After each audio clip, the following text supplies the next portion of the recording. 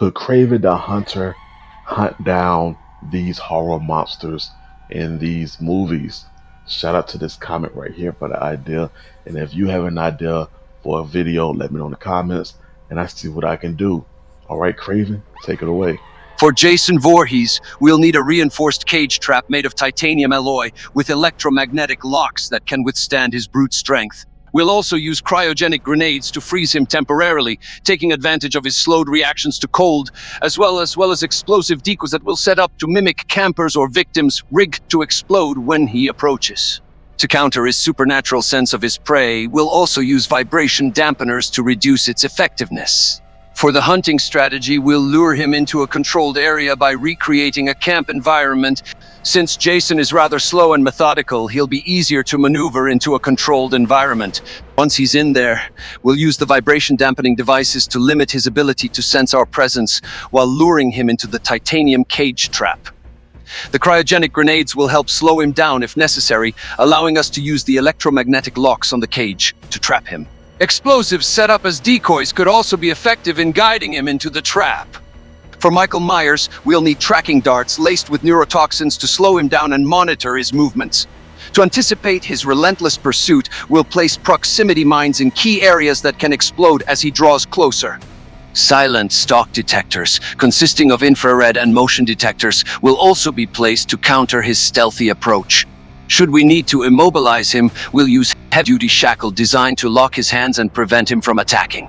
As for our hunting strategy, we'll lure him into a trap by setting up a high-tech environment that will play into his obsession with stalking his victims.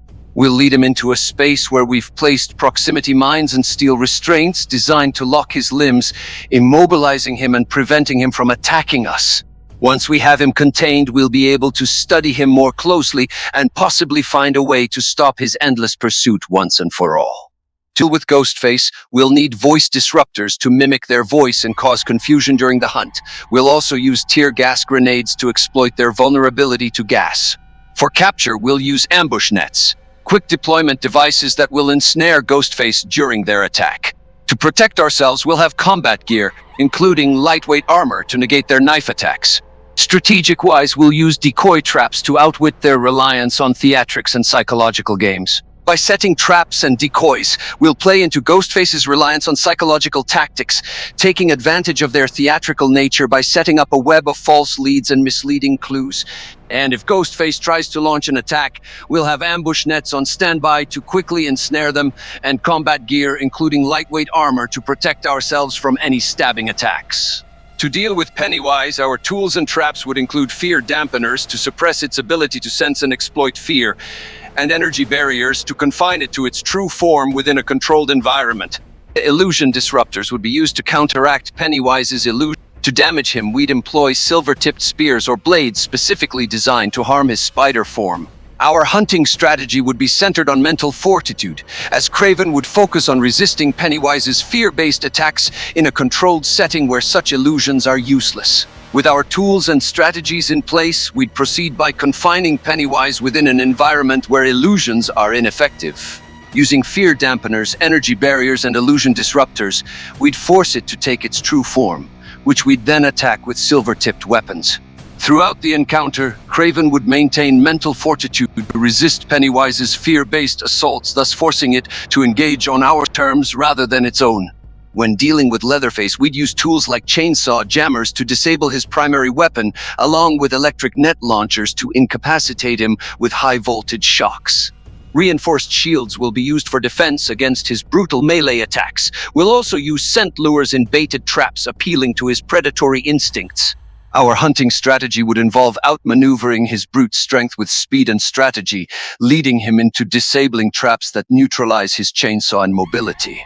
By using these tools and strategies, we'd aim to subdue Leatherface, disabling his chainsaw with chainsaw jammers, immobilizing him with high-voltage shocks from electric net launchers, protecting ourselves with reinforced shields against his brutal melee attacks, and luring him into disabling traps with scent baits, appealing to his predatory instincts.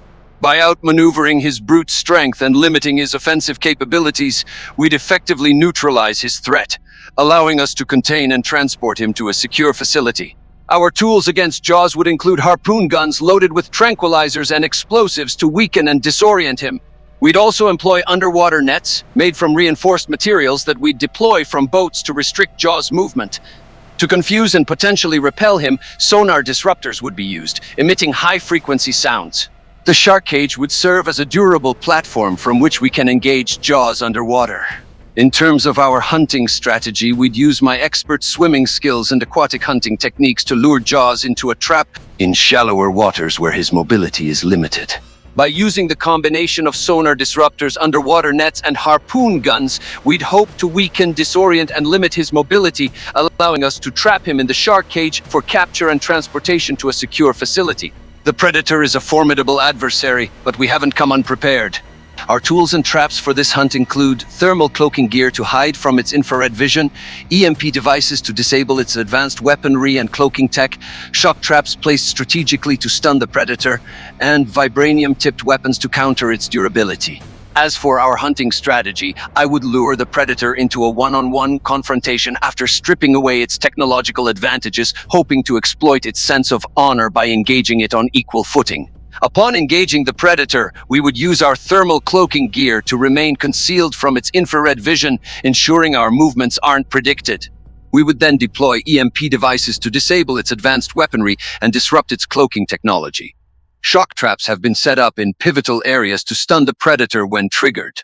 In close combat, our vibranium-tipped weapons would allow us to counter its remarkable durability, giving us a considerable edge. The Xenomorphs are a dangerous species that require specific tools and strategies to hunt. First, we must protect ourselves with acid-resistant armor to guard against their acidic blood. Our choice of weapon, flamethrowers, would be effective due to the Xenomorph's aversion to fire. For capturing or trapping them, we'd use containment fields, energy barriers effective in detaining them without direct physical contact. Additionally, we'd employ motion trackers to detect their movements in dark or confined spaces. In terms of our hunting strategy, we'd utilize hit-and-run tactics to weaken the Xenomorphs before finally ensnaring them using a reinforced containment trap. The objective would be to avoid direct, prolonged engagements where their swift and tenacious nature gives them an advantage. The Death Angel's hypersensitivity to sound gives us a unique approach for hunting them. We'll use sound lures, high-decibel devices designed to attract them to specific locations. Sonic emitters will be calibrated to frequencies that can disorient or incapacitate the creatures. To disable them completely, we'll set explosive traps rigged to sound-producing devices. Our hunting strategy involves baiting the Death Angels into traps using sound lures and then incapacitating them with sonic weapons. This approach exploits the Death Angel's reliance on sound and would allow us to neutralize them effectively. By luring them into positions where we've placed the traps, we can then incapacitate them quickly and efficiently. The stealth gear ensures we can move silently during the operation, minimizing the risk of attracting their attention and potentially facing an entire horde. And there we have it, Kraven the Hunter versus these horror monsters. Do y'all think Kraven has what it takes to take down these creatures, these monsters? Let me know in the comments. And y'all stay safe.